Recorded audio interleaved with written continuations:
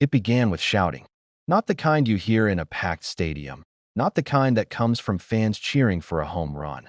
This was sharper, colder, and it cut through the quiet night air of Montecito like glass breaking on marble. Witnesses say they froze. The couple who had spent years crafting an image of calm composure and royal poise were now unraveling in front of everyone, just hours after smiling for the cameras at the Dodgers game. Before we continue, please hit the like button, subscribe to the channel, and turn on the notification bell for updates. Is this really happening? One onlooker whispered, clutching her phone, torn between filming and walking away. But curiosity won, because when it comes to Prince Harry and Meghan Markle, the line between private pain and public performance has always been blurry. The fight was quick, loud, and unforgettable.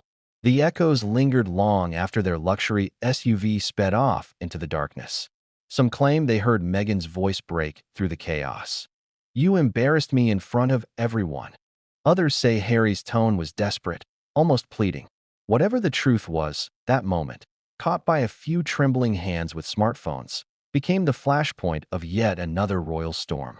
And here's the question: what went wrong that night?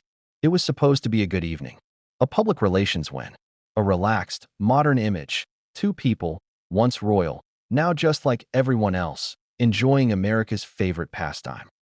The Dodgers game was filled with laughter, bright smiles, and camera flashes that seemed to say, "Look at us, we're fine." But in the world of carefully curated appearances, the truth often hides in plain sight. And sometimes it screams. Let's rewind. Hours earlier, they arrived at Dodger Stadium in full California glamour. Meghan wore a sleek black ensemble, understated but commanding attention. Harry looked more casual, blazer off, sleeves rolled up, the kind of everyman charm his team had been cultivating for months. To the crowd, they looked happy. Cameras caught them laughing, whispering, clapping during the national anthem. But if you looked closely, really closely, there was something in Meghan's smile that didn't quite reach her eyes. That's the thing about body language. You can't script it. As the innings passed, they seemed fine, until one camera panned to them on the big screen, and Harry's expression changed, just for a second. A flicker of discomfort, maybe annoyance. Meghan leaned in, said something quickly, and his smile tightened. To anyone else, it might have been nothing. To those who followed this couple through every royal scandal, interview, and Netflix confession, it was something. A familiar tension. The clip made it onto Twitter, just a harmless shot of the Sussexes at the game. But within hours, that same clip would take on an entirely new meaning. Because after the final inning, everything fell apart. Outside the stadium, under the harsh parking lot lights, a few fans noticed the royal couple waiting by their car. No entourage, no handlers. Just them. It was late, and most of the crowd had already gone. But for the few who lingered, what they witnessed would leave them shaken and later silenced. Witnesses describe it as an argument that escalated fast. Meghan's gestures were sharp, her tone controlled but furious. Harry looked tired, defeated even, glancing around as if wishing the ground would swallow him whole. A paparazzo, pretending to check his phone, caught the edge of it, a brief video before Meghan's security intervened. And then, suddenly, everything disappeared. The clip uploaded to a gossip account and then vanished within minutes. Who deleted it? Why? And what were they so afraid the world might see? Because here's where things get strange. By morning, the tabloids had caught wind of it. Tense moment after Dodgers game, one headline read, "Fans claim to witness argument in Montecito," another said. But as fast as those headlines appeared, they were replaced with glossy photos of Meghan smiling at a charity event the next day. A total media pivot. Clean, polished, sanitized. The fight that had dozens of eyewitnesses suddenly became a ghost story.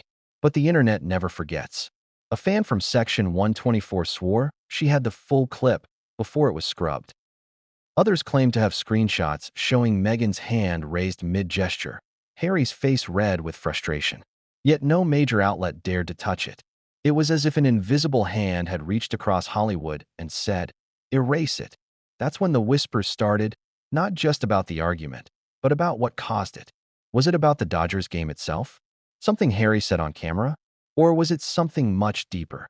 A culmination of weeks of tension, failed projects, and public humiliation? Insiders suggest the last few months had been a pressure cooker.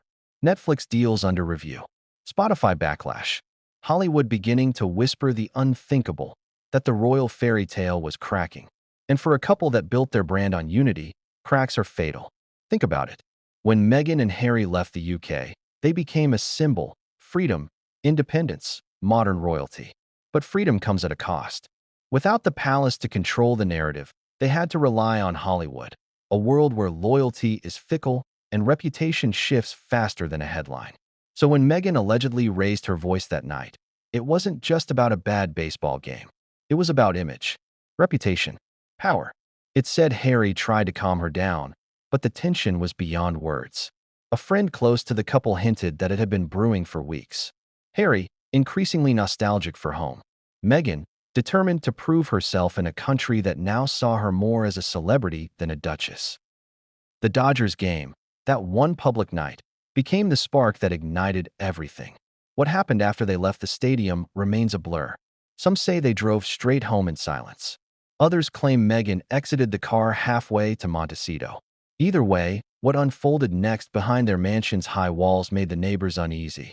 Reports of shouting, lights flickering on at odd hours, security pacing nervously at the gates. One Montecito local, who asked to remain anonymous, said, "It wasn't the first time we heard them. But this time, it felt different, louder, angrier. Like something snapped." That's the haunting part. Because the argument outside the stadium wasn't an isolated explosion, it was the tip of an iceberg. Behind every royal smile lies a private storm, and behind every storm, a history of secrets that refused to stay buried. Now, why does this matter now? Because in the days following that night, something else began happening. Things quietly shifted. PR representatives stopped answering calls.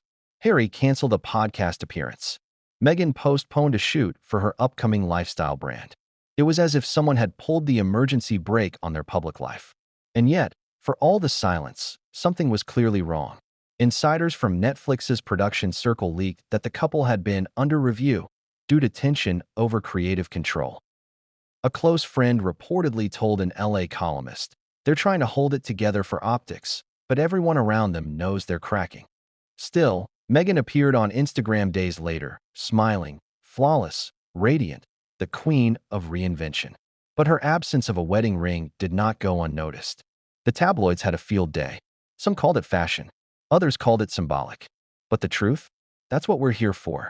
Because if this fight was truly about image, the missing ring was a message, loud, deliberate, and impossible to ignore. Every detail about that night tells a story, and every story has a pattern. Public unity, private chaos, controlled leaks, and a carefully timed cleanup. It's the same pattern we've seen after Oprah, after the Spotify fallout, after the Netflix docuseries backlash. But this time, something feels different, raw, unfiltered, almost like they've stopped pretending. And that's why this story matters. Because for the first time, the curtain slipped. No scripted lines. No palace protocol. Just two people, exhausted, frustrated, exposed. The perfect couple who sold authenticity to the world finally caught being human, and maybe, just maybe, breaking apart. But the question lingers, what exactly triggered it? A look? A word? A public embarrassment Harry couldn't ignore? There's talk that the argument started during the seventh inning, after Harry was approached by a Dodgers executive on camera. Meghan reportedly didn't like the way he responded, or who he was talking to. Some witnesses claim she looked visibly annoyed. Others say she left early, only to be seen again in the parking lot, pacing. Whatever it was, it spilled over violently. And yet, even after the shouting, even after the alleged storm out, Meghan's team moved fast. By sunrise, there were new photos, cheerful, staged, in control. But the world had already seen too much. The internet was buzzing, hashtags rising, YouTube reaction channels dissecting every frame. The story couldn't be buried anymore.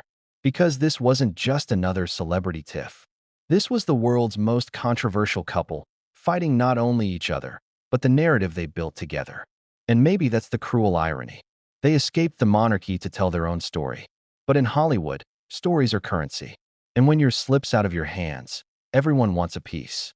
As we move deeper into what really happened that night, from the missing footage to the mysterious neighbor's account, you'll see that the Dodgers game wasn't just the setting for a fight. It was the beginning of a revelation. A truth long hidden beneath charm, media polish, and expensive PR teams. Because what came next would not only shock Montecito, it would reach across the ocean, right back to Buckingham Palace. And the question that remains is this. If this was just another argument, why did so many people rush to erase it? What are they hiding, and who's protecting them? The answer is buried somewhere between the stadium lights and the silence that followed. And as we're about to uncover, that silence speaks louder than anything Meghan or Harry have ever said on camera. Because sometimes, the truth doesn't whisper. It shouts. And on that night in Montecito, it shouted for the world to hear. But what happened next, just hours after the fight, would change everything, and no one saw it coming. It started with a cheer. A wave of blue and white filling Dodger Stadium. A chorus of fans rising to their feet as the crowd roared for the home team. The kind of noise that drowns everything out, except tension.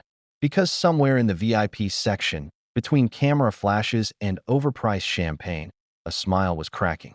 The Dodgers were winning. The crowd was electric. And yet, the royal couple sitting courtside looked like they were watching something else entirely. Meghan crossed her legs tightly, eyes scanning the field but never quite focusing. Harry leaned forward, elbows on his knees, pretending to laugh at something a commentator said on the Jumbotron. The act was perfect, almost. Until it wasn't. Did anyone else notice it? The way Meghan's fingers tapped against her knee, impatient. The way Harry's hand reached for hers, only for her to shift away, smoothly, discreetly, like she'd rehearsed it. These aren't the moments that make headlines, at least not right away. They're the ones that sit in the background, waiting for the right frame, the right witness, the right timing to explode. And that's exactly what happened that night. The Dodgers game wasn't just a ball game. It was a stage. Cameras everywhere. Fans eager to capture royalty in the wild. A rare glimpse of the Duke and Duchess of Sussex living like normal Americans. Except, nothing about them is ever normal. And this time, the cracks weren't hidden behind palace walls. They were playing out under stadium lights. They arrived fashionably late. Security cleared their section moments before they entered, giving the illusion of spontaneity while ensuring every angle was ready for photos. Meghan wore the kind of effortless black outfit that whispered control. Harry, casual but restless, looked like a man trying too hard to appear relaxed. People cheered. The camera cut to them on the big screen.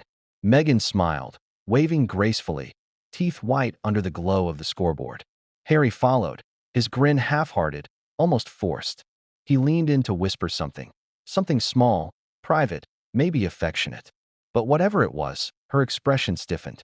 For a split second, you could feel the chill between them. Then the screen cut away. Was it just timing, or was someone in the control booth told to move on? Moments later, the two sat in silence. She checked her phone twice. He clapped out of rhythm, pretending to follow the game. It was awkward, almost painful to watch if you were paying attention. Because this wasn't the same couple who had laughed their way through the Invictus Games or smiled hand in hand at charity galas. This was something else. Something off. During the seventh inning stretch, a Dodgers executive approached their box. Witnesses say Harry stood to greet him, polite and charming. But Meghan's expression darkened. The conversation was short, cordial, harmless to anyone watching. But when Harry sat down again, Meghan's words were sharp, quick, quiet, and biting. One fan sitting nearby caught a whisper. "You didn't have to do that." Do what? What did Harry say, or not say, that triggered it? We may never know the exact words, but we know this. That moment lit the fuse. From then on, she barely spoke to him. He looked straight ahead, eyes blank. The game dragged into extra innings, but for them, it was already over. When the Dodgers scored the winning run, everyone jumped to their feet. Meghan clapped mechanically. Harry stayed seated. Cameras caught her smiling again, wide and performative, like nothing had happened. But her jaw was tight, her eyes distant. Something had cracked, and no amount of cameras could hide it. By the time they exited the stadium, the atmosphere had shifted. No laughter, no post-game selfies, no friendly waves. They moved quickly, heads down, surrounded by two security guards. The crowd parted, phones raised. Someone shouted, "We love you, Meghan." She didn't respond. Outside, in the parking lot, the sound of distant traffic mixed with the echo of stadium music fading away. It was in that strange in-between, half public, half private, that everything finally exploded. According to an eyewitness, they stopped by their black Range Rover, doors still locked, arguing under the fluorescent glow of a parking light. Meghan's voice was sharp, echoing against the concrete. Harry gestured toward the car, then looked around nervously. One fan nearby, who claimed to recognize them from earlier, said it felt like watching a movie scene unravel in real life. And yet, despite the tension, despite the whispers beginning to form, they weren't alone. A paparazzo who had followed them from inside the stadium began to record from a distance. It was dark, blurry, shaky footage, but you could hear the tone. A woman's voice, angry. A man's voice, pleading. Then Meghan's words, faint but distinct. "You embarrassed me in front of everyone." Seconds later, one of the bodyguards noticed the camera and moved fast. The video stopped. The man's camera was taken. Within hours, any mention of it on social media vanished. Accounts that shared it reported receiving takedown notices for privacy violations. But the internet doesn't forget. Someone always saves a copy. And somewhere, deep in the archives of fan forums and private Discord servers, fragments of that night still circulate. Images, audio, blurry clips of a woman in black pointing toward a man in a white shirt, both faces twisted in frustration. Enough to ignite a storm, but not enough to prove it beyond denial. Why did that footage disappear so fast? Who had the power to make it vanish before it reached the mainstream? Because, let's be honest, this isn't their first brush with media control. For years, both Harry and Meghan have mastered the art of managing perception. When they want silence, the world goes quiet. When they want sympathy, the headlines appear. But this time, their control slipped, and what leaked through was raw, unfiltered, and painfully real. Back home in Montecito, the argument didn't end. At least, that's what the neighbors say. Lights on until 2 a.m. voices raised. One guard reportedly left his post to take a walk, unwilling to stay near the gates. Harry, according to one insider, spent the night in the guest house. Meghan stayed in the main residence with the kids and her mother, Doria. By morning, paparazzi outside the property caught her leaving in a different car, sunglasses on, phone pressed to her ear, expression unreadable. And Harry? He was seen hours later driving toward Santa Barbara alone, head down, face pale. It sounds like fiction, but in the world of the Sussexes, truth often outpaces imagination. The Dodgers game should have been a PR triumph, the perfect image of renewal.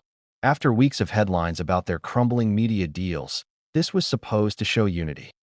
Two people still standing strong, still in love, still royal in their own right. Instead, it became the opposite. A public unraveling. A moment where California sunshine couldn't hide the shadow creeping in. And maybe that's why the story hit so hard. Because it wasn't just about an argument, it was about illusion. The illusion of perfection, of control, of happily ever after in Montecito. When you've spent years selling the narrative of freedom and love, a single moment of visible conflict can feel like betrayal. But there's another layer here. According to a source close to their former staff, tensions between the couple had been rising for weeks before the game. Pressure from Netflix, anxiety over declining public interest, arguments over branding and privacy. The fight that exploded outside the stadium might have been the final straw in a long, slow build-up. And the Dodgers? That was just the backdrop, a stage for something much deeper, a marriage tested not by distance or duty, but by exposure. Imagine living in a world where every smile is judged, every word recorded, every silence interpreted. It's exhausting, but that's the life they chose. And somewhere between the noise of fame and the silence of isolation, they lost their balance. People inside their circle describe it as emotional whiplash. One day, they're partners in purpose, united, invincible. The next, they're rivals in a silent war of image versus authenticity. And maybe that's why this story matters so much. Because it shows something we weren't supposed to see. Not royalty, not fame, but fragility. Two people who thought they'd escaped the system, only to build a new one around themselves.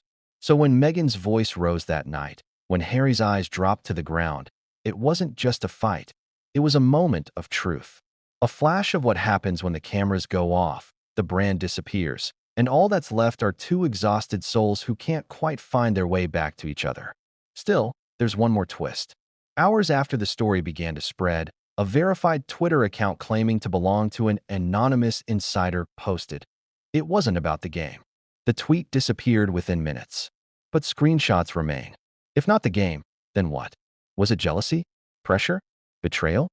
Some claim Meghan confronted Harry over an offhand comment he made to another woman in the VIP box, a simple greeting blown out of proportion. Others whisper it was about business. Netflix reportedly pressuring Harry to appear in a solo project, something Meghan allegedly opposed. Whatever it was, it hit deep. And it didn't end that night. Because what came next wasn't just emotional fallout, it was damage control. Within 24 hours, PR teams mobilized. Friendly media outlets began running glowing retrospectives of their Dodgers appearance. The Sussexes enjoy a night out. Meghan dazzles in simple chic. Every trace of tension was buried beneath layers of positivity. But for those who saw what really happened, no amount of spin could erase that image. Meghan's sharp gesture, Harry's downcast eyes, the invisible wall between them. It's the kind of image that stays burned into memory. And for the first time, even their staunchest defenders began to wonder, was this the beginning of the end? Because something inside that stadium broke, and the cracks were spreading fast. They tried to hide it. They always do. But some truths can't be photoshopped or filtered. Some moments slip through even the tightest control. And this one, this night at the Dodgers game, was about to spiral far beyond a simple argument. Because when they returned home to Montecito, something went missing. Something symbolic.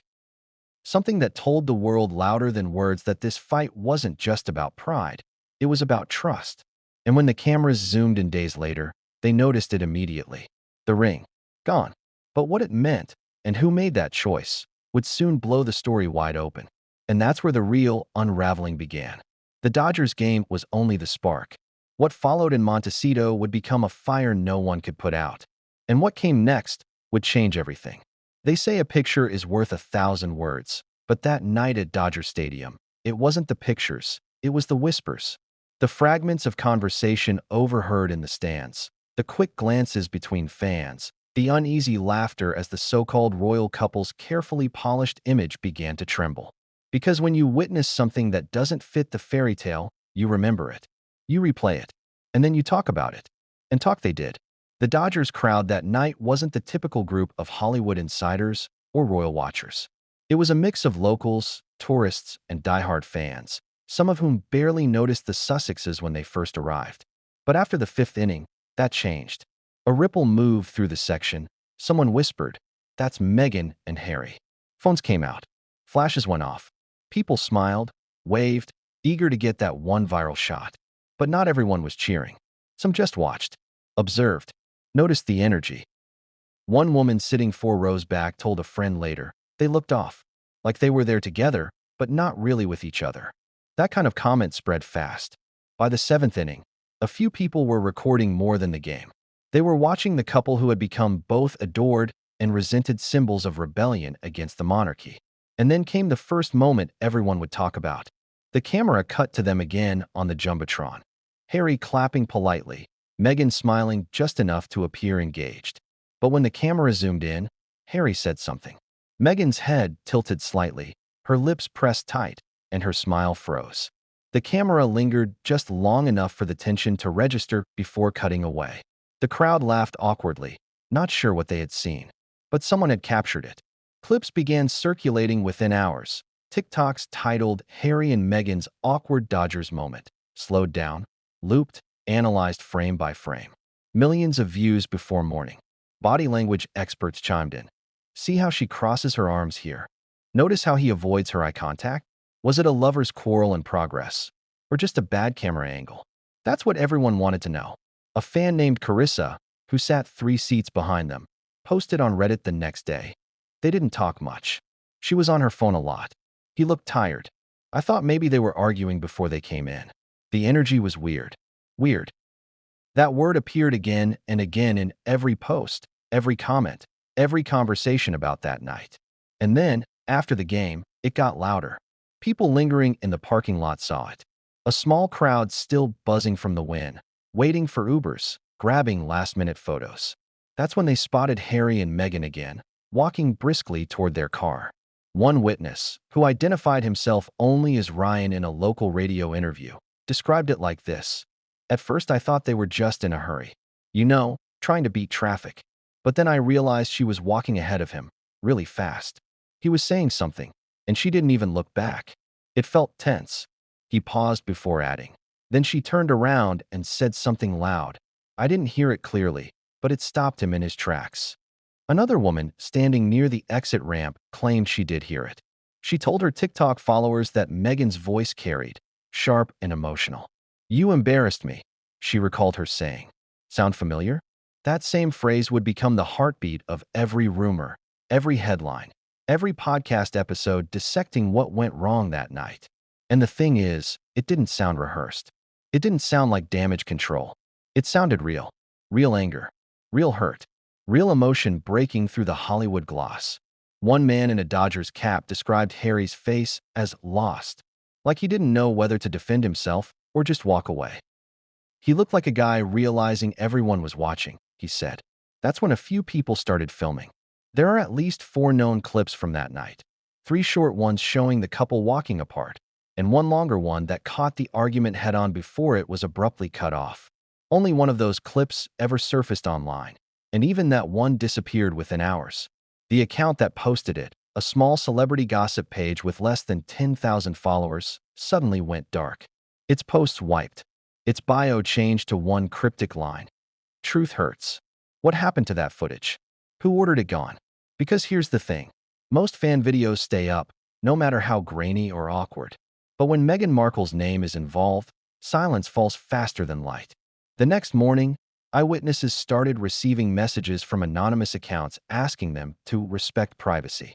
Some said they were offered small sums to remove posts. Others claimed they were threatened with copyright strikes or defamation suits if they didn't. Coincidence or control? When you piece it all together, it paints a strange picture. Multiple people, unrelated to each other, all describing the same moment from slightly different angles. Meghan angry, Harry subdued, a confrontation spilling out under fluorescent lights. No one's stories contradicted. Not one. They all aligned. Even the timestamps on their videos matched. The fight happened roughly 20 minutes after the final inning. One couple, tourists visiting from Texas, later told reporters they thought it was a movie shoot at first.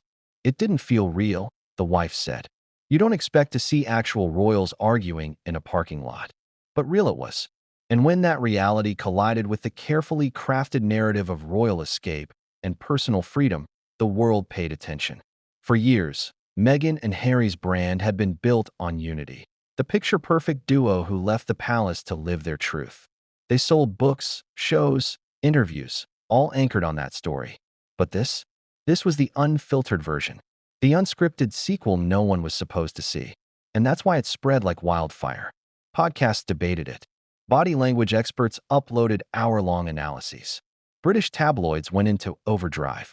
One headline screamed, "Public meltdown at the Dodgers game." Another countered, "Baseless rumors. The Sussexes laugh off ridiculous claims." But behind those competing narratives, something undeniable remained. The witnesses weren't backing down. A man who worked concessions that night told a local paper, "I saw security rushing. I didn't hear what was said, but the atmosphere changed instantly. You could feel it." An usher, interviewed anonymously, described the aftermath. When they left, everyone in their section stayed seated, like they were waiting for something to happen. And maybe that's because it already had. Because even as Meghan's team scrambled to contain the fallout, the whispers turned into patterns. Messages on fan forums claimed there had been tension for weeks. A woman who claimed to have worked for their media team in 2023 said, "We used to joke about how long they could keep pretending. They're great performers, but they're human too." Everyone hits a breaking point. That breaking point, it seemed, had arrived. Still, something about the eyewitness stories doesn't quite add up. Why did everyone agree so perfectly? Why did footage vanish simultaneously across multiple platforms? Could it really be coincidence or something else? It wouldn't be the first time power silenced truth. Because even as fans shared their experiences, journalists who tried to follow up reportedly received quiet phone calls urging them to focus on more positive stories. A few complied. A few didn't. One entertainment blogger who persisted suddenly found her website taken offline for copyright infringement. She later tweeted, "It's bigger than people think." They're scared. Scared of what exactly? What could possibly be in that footage that warranted such urgency? If it was truly harmless, a misunderstanding, a bad angle, why the takedowns, the warnings, the hush? Unless what those witnesses saw was only part of the story. One fan, who shared screenshots of her deleted TikTok, added a chilling detail. She claimed she saw someone else there that night, someone not supposed to be with them. There was another woman, she wrote. She wasn't part of their team. Meghan saw her talking to Harry earlier in the evening. After that, everything changed. Was jealousy the trigger? A misunderstanding blown out of proportion? Or was there something deeper? A betrayal neither side was ready to admit? By now, the eyewitnesses had become players in a mystery they never asked to join. Their social media accounts flooded with messages, some supportive, some hostile, a few from anonymous profiles warning them to move on. But they didn't. Because once you've seen something that shakes the illusion, it's hard to unsee it. Even weeks later, Dodgers fans still talk about it. Interviews resurface. Podcasts dissect voices and angles. And no matter how many denials come from the Sussex camp, one truth remains stubbornly in place. Too many people saw the same thing. The same argument. The same fury. The same unraveling of a royal fairy tale in real time. And that's the danger of living in the public eye. You can script interviews, stage appearances, edit documentaries, but you can't control the crowd. The crowd remembers. They record. They whisper. And when the truth starts to leak, they don't let go. But here's where things take an even stranger turn. Among the dozens of witnesses, one person stood out. A man who wasn't just at the game, but inside the couple's VIP section. Someone with backstage access, whose phone captured more than a few seconds. He stayed silent for days. Then, under an anonymous username, he posted 5 words on a gossip forum that would send shivers across the internet. I have the full video. Within hours, the post was deleted. But not before it was seen, shared, archived. And as the world waited for him to release it, his account vanished completely. No trace. No explanation. Just gone. The question now is simple. Who silenced him? Because the moment that footage surfaces, the narrative collapses. And for a couple built on the art of control, losing control of the truth might be the one thing they can't survive. The witnesses told their stories. The videos were buried. But the night didn't end in that parking lot. Because when Meghan and Harry returned to Montecito, the storm followed them. And what the neighbors would hear next would make the Dodgers' fight sound like a warm-up act. What happened behind those mansion walls would turn whispers into shockwaves. And it all started with a single missing thing.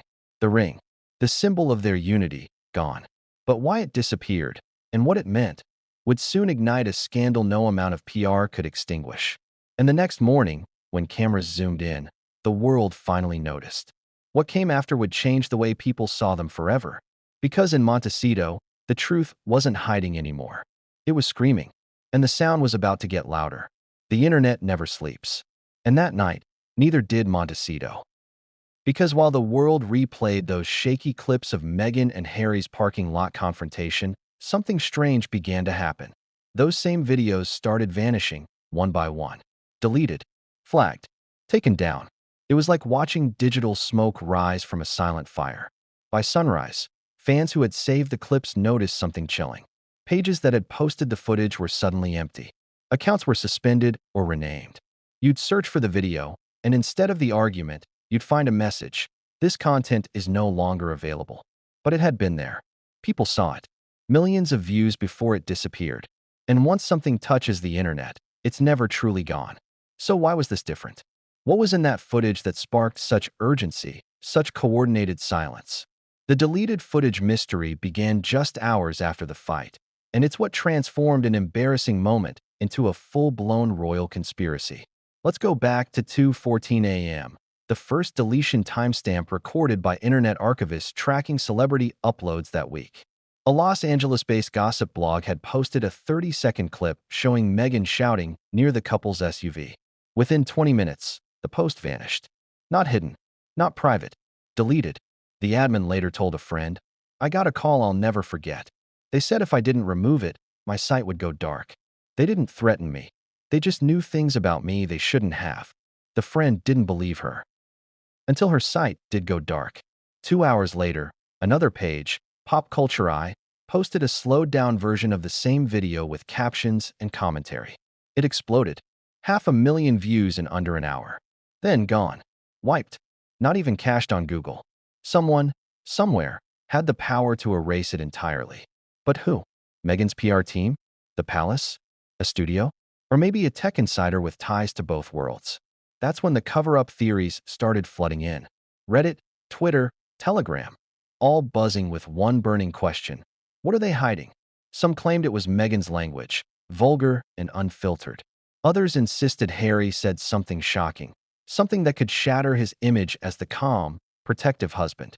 One rumor even suggested a third person was visible in the frame, a woman standing by the car, quickly edited out in later descriptions. But the most intriguing theory came from a source inside a social media moderation firm who posted anonymously. We received multiple DMCA takedown requests not from lawyers, but from a high-level government contact. We were told it was a national security matter related to foreign relations. National security? For a fight outside a baseball game? It sounded absurd until it didn't. Because Harry isn't just a celebrity. He's still a prince. Still tied, however loosely, to the British establishment. And the optics of a public meltdown could ripple far beyond California. Especially if the argument touched on royal finances, family secrets, or anything involving confidential communication with the palace. But that's where things get darker. Because while the world speculated, one independent journalist named Carlene Torres refused to let it go. She started tracking digital footprints, metadata, re-uploads, deleted tweets. She discovered that nearly every post featuring that video had been removed within minutes of one another, from Los Angeles to London. Coordinated, timed, precise. It's like someone flipped a switch, she said during a podcast interview days later. You don't get global sync like that unless it's organized. This wasn't random reporting cleanup. This was suppression. Within 48 hours, she disappeared from social media. Her last post read, "If anything happens, the footage is backed up offshore." Then silence. No one could reach her. Her YouTube channel wiped. Her email auto-reply. This account no longer exists. Coincidence? Or consequence? Some say she was pressured to vanish. Others say she sold the footage for millions and went underground. A few claim she's still leaking bits of it through encrypted channels, keeping the story alive like a ghost haunting the digital night. And the mystery deepened when one small entertainment channel based in Australia released a blurred still frame, claiming it came from the missing footage. It showed Meghan pointing toward Harry, her mouth open mid-scream, and, barely visible, a woman's silhouette near the car door. The channel was sued within 24 hours.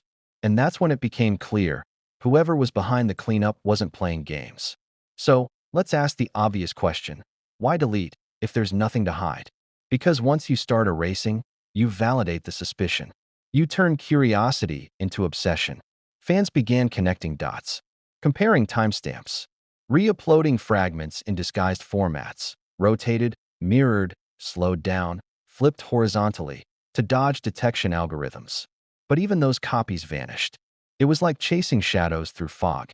And then came the Reddit leak. A user with the handle Eyewitnesses uploaded a zip file titled Montecito night_raw. It lasted 12 minutes before moderators took it down. Only a handful of people saw it, but those who did described it vividly. Here's what they claim was in it. A dark parking lot. Meghan and Harry near their SUV. Meghan gesturing toward a woman off camera. Harry turning away, frustrated. Meghan saying, "You promised me, no more of this." Harry responding, "It wasn't like that. Meg, stop." Then, shouting. A phone falling. The camera shaking.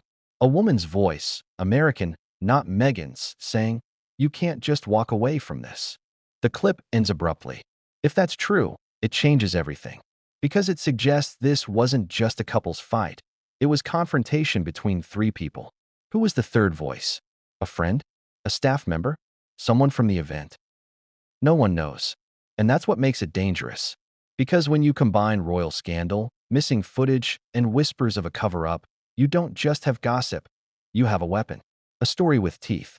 And the more people tried to bury it, the sharper those teeth became. Meanwhile, major outlets began quietly changing their tone. Instead of dismissing the rumors, they started tiptoeing around them.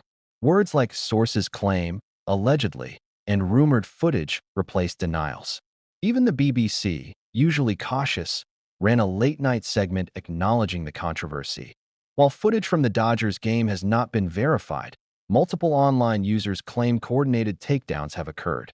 That one sentence set the internet on fire. And then, another disappearance. A young man from Santa Monica who had posted screenshots claiming to have backup copies of the footage suddenly deleted his entire digital footprint. His last Instagram story simply said, "They came to my house." He wasn't heard from again. You can call it paranoia, coincidence, or damage control. But patterns like this don't happen by accident. Every time someone mentioned the footage, their post got flagged. Every attempt to upload was blocked by automated copyright claims. The digital fingerprints traced back to an obscure legal firm in Delaware, one that, curiously, also handled PR disputes for Netflix productions. And who has a multi-million-dollar deal with Netflix? Exactly. But here's the twist. Just when the internet seemed to give up, another version surfaced. A 6-second silent clip showing Meghan turning away, hair whipping across her face, as Harry reaches out and misses her arm by inches. It was grainy, blurred, but unmistakably real. It trended for 3 hours before vanishing too. The uploader left one haunting comment before their account disappeared. They can delete the videos, but they can't delete the truth. And that's when people started connecting the dots to the couple's own behavior after the incident. Within days, Meghan canceled a scheduled appearance for her lifestyle brand's soft launch. Harry postponed a charity event. They both went silent. No statements, no posts, no smiles. And when Meghan finally reappeared, she looked composed but distant. The missing ring on her finger sparked another storm. But we'll get to that soon. Because before that symbol vanished, there was one more twist in the deleted footage mystery. A twist that pulled the story out of gossip and into something much bigger. A tech insider from a Los Angeles data recovery firm claimed they were approached by an international client requesting digital forensic services to retrieve deleted phone content, videos, messages, photos. When they asked for details, they were told it involved sensitive personal material linked to public figures. A week later, the same firm was raided for data privacy violations. Equipment seized. Staff silenced under non-disclosure agreements. You don't raid a data firm for tabloid rumors. Something larger was in play. And that's the unnerving part. The deeper you look, the more the threads lead to power, politics, and protection. Because it's one thing for a celebrity to hide a scandal. It's another for governments and corporations to help them do it. So, what was in that footage that scared so many? A betrayal? A confession? A secret so explosive it could shatter not just their public image, but their carefully negotiated future with Hollywood and the monarchy alike? We may never see the full video, but those who did insist it was real, and that it wasn't just a fight. It was a revelation. One that might explain why, after that night, Meghan's team began reshaping her image completely. More distance from Harry, more solo ventures, more control, as if preparing for life beyond the Sussex brand. But what if the footage still exists? What if someone, somewhere, is waiting for the right moment to release it? Because the truth has a funny way of surviving. And if that file ever surfaces again, the fallout won't just touch Montecito. It'll echo all the way back to Buckingham Palace. Because the deleted footage may not just reveal an argument. It might expose the one secret that could end everything. And the person who holds it? They're not done yet. Because just days later, a strange email began circulating among Hollywood reporters, a single line with an attachment name, M_footage_final, MOV. No sender, no signature, just that. And those who opened it stopped replying to messages entirely. Whatever was in that file, it wasn't meant for the public. But the truth has a way of slipping through cracks, doesn't it? And in Montecito, the cracks were getting wider. Because what happened the next night, after the footage vanished, would turn suspicion into certainty. When neighbors heard shouting echoing through the hills, they realized the storm wasn't over. It had just moved home. And what happened behind those walls made the Dodgers' fight look like a whisper. The meltdown in Montecito was about to begin. And nothing would ever be the same again. The night after the Dodgers game was unusually quiet in Montecito. The air was thick, almost eerie, as if the neighborhood itself was holding its breath. The moon hung low over the hills, spilling pale light over perfectly trimmed lawns and white stucco mansions. Everything looked calm, except for one house. Inside the gates of the Sussex estate, something wasn't right. Neighbors would later say they heard the shouting first. Not the kind of loud, chaotic screaming that comes from rage, but something sharper, a rhythm of raised voices, starting, stopping, then rising again like waves. One voice, Meghan's, was cutting, fast, emotional. The other, Harry's, lower, defensive, tired. It began just after midnight. Security guards shifted awkwardly at the end of the driveway, pretending not to notice. One guard, who had worked private detail for Hollywood stars for years, told a friend later, "You can tell the difference between an argument and a breakdown." That night, it wasn't just anger. It was desperation. What happened in that house between midnight and sunrise remains one of the most whispered about nights in Montecito history, not because of what people saw, but because of what they heard. At 12:17 a.m., a neighbor across the street heard what sounded like a door slam. Then another. Then silence. For 10 minutes. And then, suddenly, the crash of glass breaking. Something hit the floor, she recalled. It wasn't small. It sounded like a vase or a dish, something heavy. She peeked out her window, but the high walls and thick trees made it impossible to see inside. What she could see, though, was the glow of lights flickering through the curtains, a shadow moving quickly back and forth. Moments later, a car engine started and stopped, and that's when the shouting started again. "You don't get it." Meghan's voice rang out, muffled but clear enough to carry across the street. "You think this is about them?" Then Harry's voice, frustrated, pleading, "I'm not doing this again, Meg. Not tonight." It went quiet for a moment. Then something slammed again. Another neighbor, who lives behind the Sussex property, said his dog began barking nonstop around 12:30. He went outside to calm it down and heard voices drifting through the still night air. "I couldn't make out everything," he said, "but I swear I heard her say, 'You promised me. No more cameras.' No more cameras." 3 words that would fuel weeks of speculation. Had the deleted Dodgers footage reignited a long simmering argument about privacy? Or was it something deeper, about trust, exposure, betrayal? Because from that night on, it was clear something had shifted in that house. By 1 a.m., the shouting stopped. The lights dimmed, but the silence wasn't peaceful. It was the kind that feels heavy, final, like the air after a storm before you see the damage. Around 2 a.m., a black SUV pulled into the driveway, one of the security vehicles. 2 guards entered the house. One stayed behind. 15 minutes later, the same car left again, without Harry. Where did it go? According to one local source, that same SUV was spotted later at the Rosewood Miramar Hotel, just a few miles away. Staff there confirmed that a well-known public figure checked into a private suite under an alias that night. They refused to say who, but the timing lined up perfectly. Meanwhile, back at the Sussex estate, a dim light flickered in the upstairs window, Meghan's office. For the next hour, according to neighbors, it stayed on while the rest of the house went dark. Was she making calls? Reaching out to her team? Trying to contain what had just happened? Because by morning, something else was missing. The ring. Meghan's signature engagement ring, the 3-stone piece designed with diamonds from Princess Diana's collection, was gone. She appeared later that day in new photos, leaving the estate in a casual beige outfit, oversized sunglasses, and no ring. The paparazzi caught her stepping into an SUV with Doria Ragland beside her. The pictures went viral within hours. The headlines exploded. "Where's Meghan's ring? Trouble in Montecito?" Sources say argument followed Dodgers' appearance. But behind those clickbait titles was something darker. An insider close to Meghan's staff leaked that she had thrown it the night before. Not lost it, thrown it. Across the room. Why? Because it had become, in her words, a reminder of everything fake. Those were the words allegedly repeated by the assistant who cleaned up the shattered vase that morning. Fake. That word echoed through the house like a ghost. Because for Meghan, image had always been everything. The brand, the control, the perfection. But if she was calling something fake, then it meant even she had reached the point of disillusionment.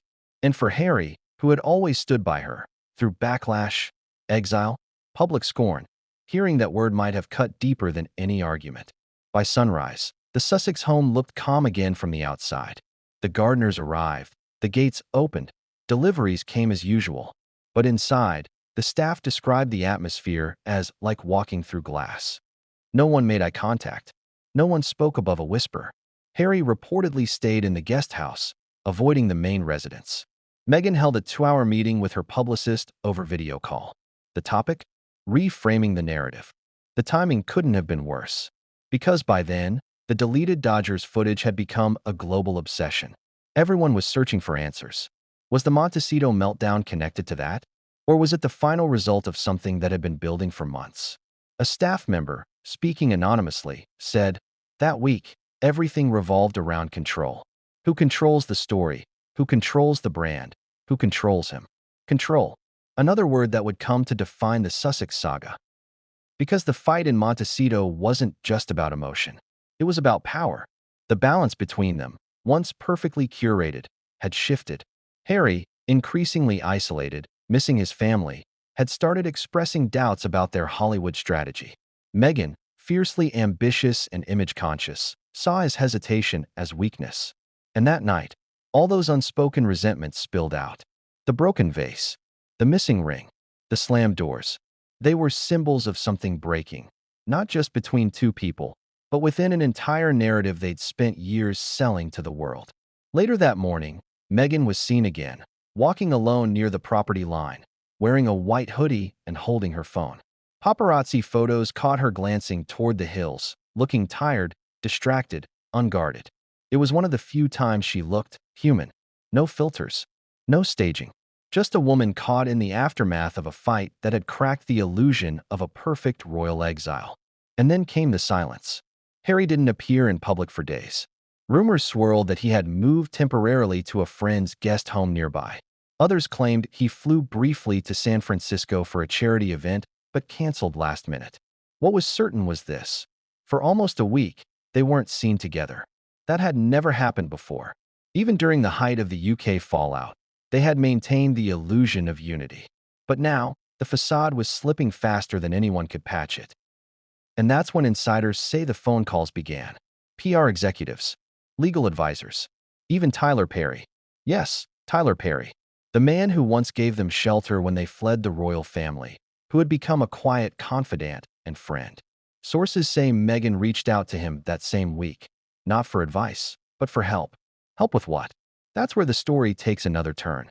Because Tyler Perry's response, or lack thereof, would soon make everything worse. For years, he had been their Hollywood ally, the bridge between the royal outcasts and the entertainment elite. But according to those close to him, he had grown distant, less available, more cautious. And when Meghan's team tried to arrange a private meeting, Perry allegedly declined politely.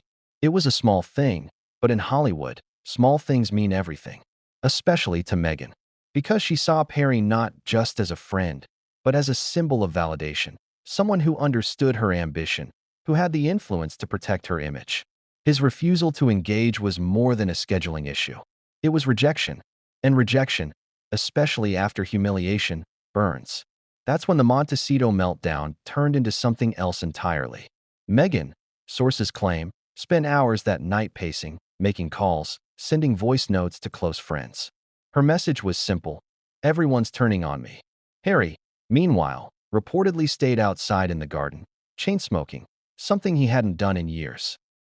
A staff member found cigarette butts by the pool the next morning. Two people, same house, same silence, different worlds. And that's when the rumors started about the missing document. The argument, the ring, the silence. All of it had one strange detail no one could explain.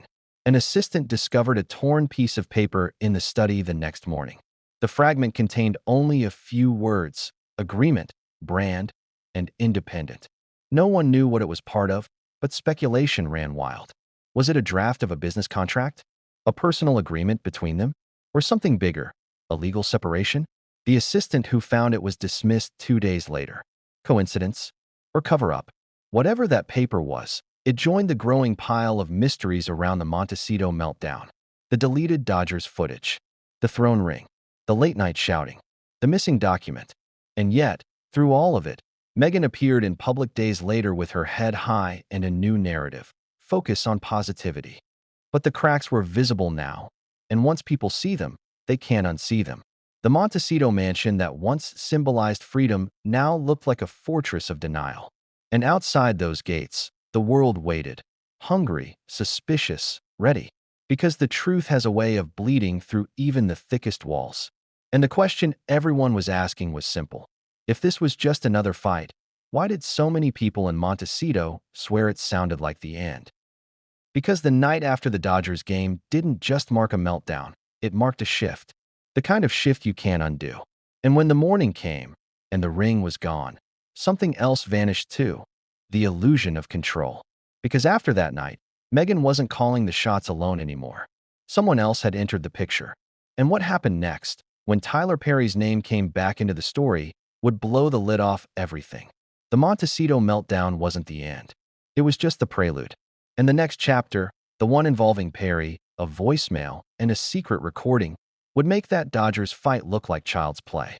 It started with a flash, not from the cameras this time, but from the sun hitting her bare left hand. Meghan stepped out of her SUV 3 days after the Montecito meltdown, dressed in a perfectly neutral outfit, beige sweater, oversized sunglasses, calm expression. But it wasn't the clothes people noticed. It was what she wasn't wearing. The ring was gone. The same ring Prince Harry had designed himself, the one that carried diamonds from Princess Diana's personal collection, simply vanished. At first, no one dared to say it out loud. The photos began circulating online, first on a local Montecito gossip page, then global news outlets picked it up. Within hours, the comments section exploded. Where's the ring? Did they separate? Why is she smiling without it? It became the question of the week. Because in the world of Meghan Markle, nothing is ever accidental. Every color choice, every outfit, every appearance is a statement. And removing that ring? That was no oversight. That was a message. But to whom? To Harry? To the world? To the palace? That's what no one could quite figure out. And that uncertainty is what made it explode into a wildfire of speculation. According to sources close to the couple, the ring didn't just disappear. It was thrown. Yes, thrown. That night after the fight, in the chaos that followed, Meghan allegedly took it off during their argument and hurled it across the room. Some staff claimed it landed somewhere in the corner near the study. Others whispered it hit the marble floor and rolled under a cabinet. But no one's quite sure who retrieved it, or if anyone did. All they know is that the next morning, it was gone. And when Meghan left the house later that day without it, photographers were waiting. Whether by instinct or by a quiet tip from someone inside, they knew exactly where to look and when. The moment those photos hit the internet, the symbolism was clear, at least to the public. Meghan without her ring meant Meghan without Harry. And yet, the story didn't end with a missing piece of jewelry. It was what that absence represented that truly rattled Montecito and beyond. Because behind the scenes, insiders were saying the argument that led to that moment wasn't just about the Dodgers footage or the public embarrassment. It was about the marriage itself, the structure, the branding, the control. Everything between them is a negotiation now, said one person allegedly close to Harry's circle. Every public appearance, every contract, every word that goes out.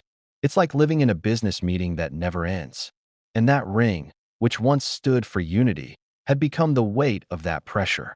Harry had designed it to symbolize their story, 2 smaller diamonds from his mother's collection flanking 1 large center stone from Botswana, the country where they'd first fallen in love. It was romantic, personal, and pure. But now, it represented something else entirely. Expectations, image, obligation. And when Meghan threw it, it wasn't just anger. It was rejection. She said it felt cursed, one staffer claimed.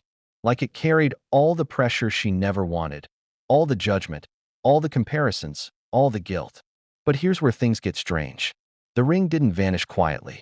A week later, a rumor started circulating that someone had tried to sell a royal engagement ring through a private collector in Beverly Hills. The seller's description matched Meghan's perfectly: 3 stones, yellow gold band, 1 large central diamond with 2 smaller ones. The price tag? $2 million. Within 24 hours, that listing disappeared. Coincidence? Maybe. But the timing was too precise to ignore. Some claimed it was a fake. Others believed it was the real deal. Quietly sold off to prevent scandal, or worse, as part of a private liquidity move. Because by then, money was becoming a bigger issue than anyone wanted to admit. Behind the glamour of their Netflix contracts and brand deals, whispers were growing about overspending, unpaid staff, and sponsorships drying up.